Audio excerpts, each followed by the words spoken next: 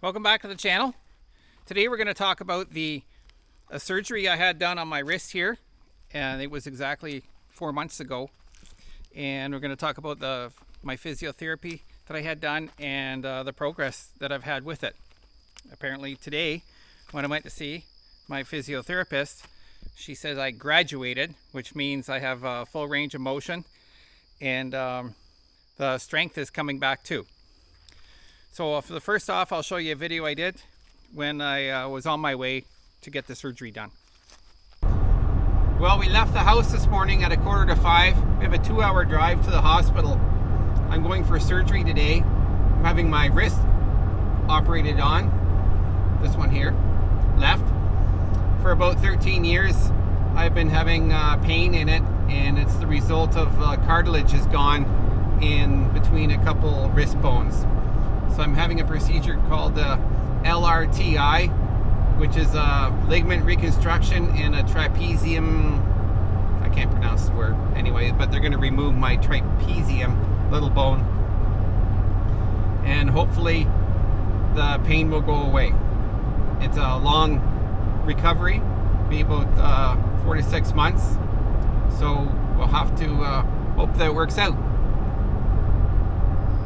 Well, there you have it, on my way to get cut up.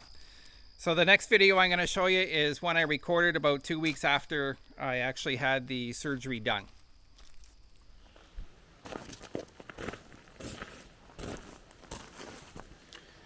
Well, it's been quite a few days since I've had my surgery. It went well according to the doctor.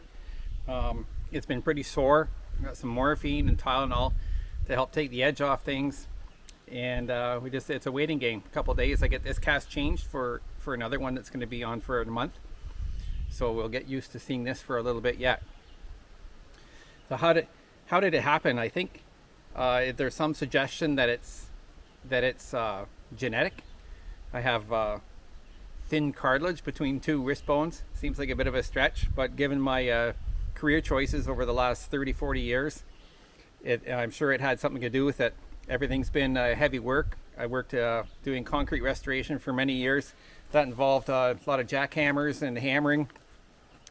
And then I got into millwrighting, and I worked in heavy mining and the oil and gas sector, and that was a lot of using impacts.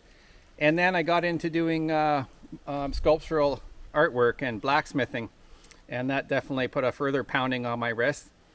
So the wrist pain has been going on for about 13 years, very specifically in the left hand, and I'd say just in the last 2 years it's starting to pop up on the right hand. So maybe next year I'll be able to get the right hand done as well.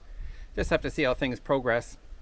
I'm trying as much as possible to give this hand a break. I can't do anything with it right now. I can't even pick up a tissue with it right now. So this hand is doing the bulk of the work, as well as Mrs. Homesteader is doing the bulk of the work. But we'll just have to see. We'll just have to follow the doctor's orders, and once I can get into doing some physio, do that, and hopefully for the future I can get back and work hard like I like working. And that's probably part of the problem, is I've never backed off on doing hard work, and now I'm, within a couple of years of being 60, it's obviously starting to take a toll on my body. But that's the toss-up.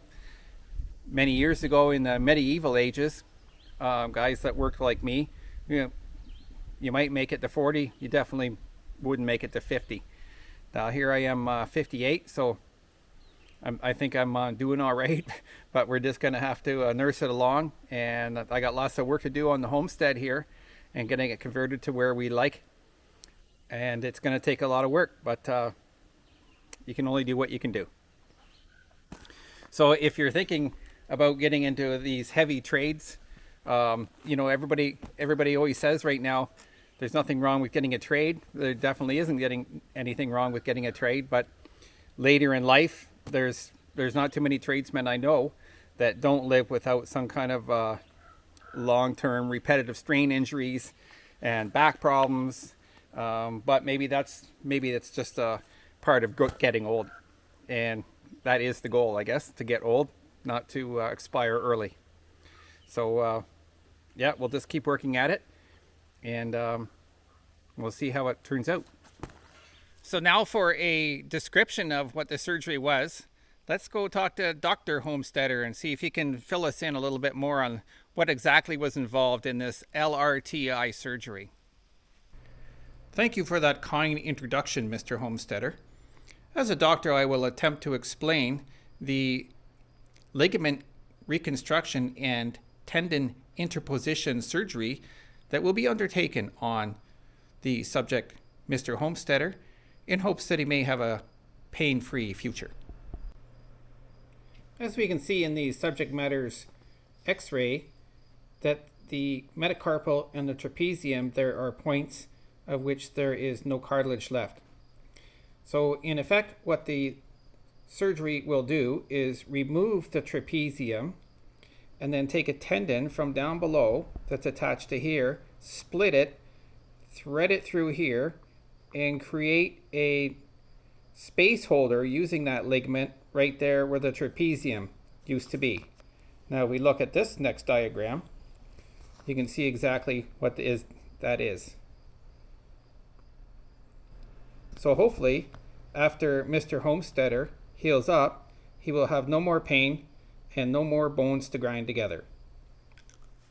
Now, as you can see, it's quite an invasive procedure, but with time and proper care and physiotherapy, Mr. Homesteader will be off to a new life, pain-free.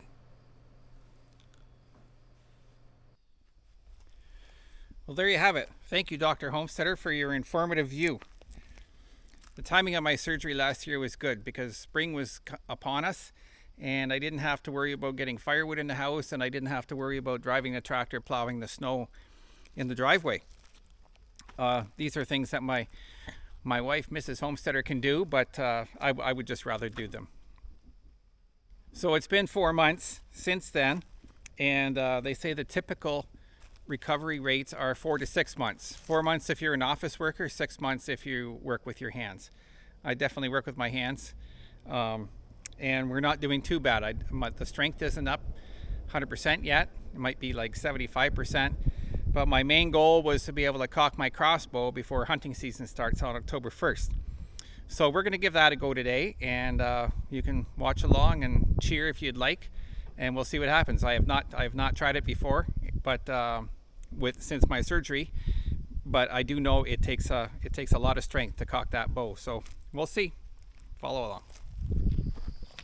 All right, here's my crossbow, Excalibur, and we'll see if we can cock it. These go around the back to give you an advantage. So all I gotta do is just stand up and pull that up, and then there'll be a click. We'll see what happens.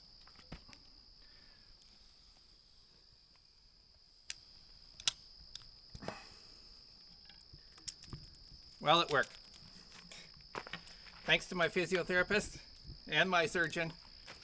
And sorry, dear, I'm coming after you.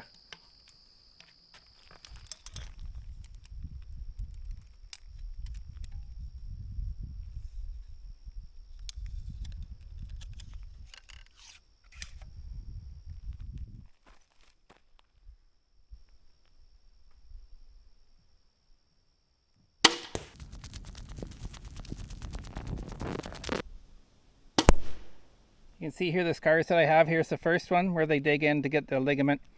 And then here's the other one where they do all the work right here. There's still some tingling right on the top of the skin, but that is to be expected. My hands look a little different right here. When I work too hard, that gets swollen up quite a bit as it's still in the healing process. So after 4 months, I would definitely recommend the surgery if you're on the fence about it. It worked well for me. I met a lady a few months ago, and she actually had 2 wrists done, and it worked well for her. And she said after 2 years there was absolutely no pain or anything at all. And that's the biggest driver behind getting this surgery, is that the non-stop pain in your wrist. And now I have that pain in this wrist, so hopefully next spring we can get that done and taken care of, and then maybe by this time next year I'll be good to go start my UFC fighting career at 59. Maybe not. Well, thank you for watching. This is a little bit of a different video from normally what I put out, but may be of interest to people, especially around my age.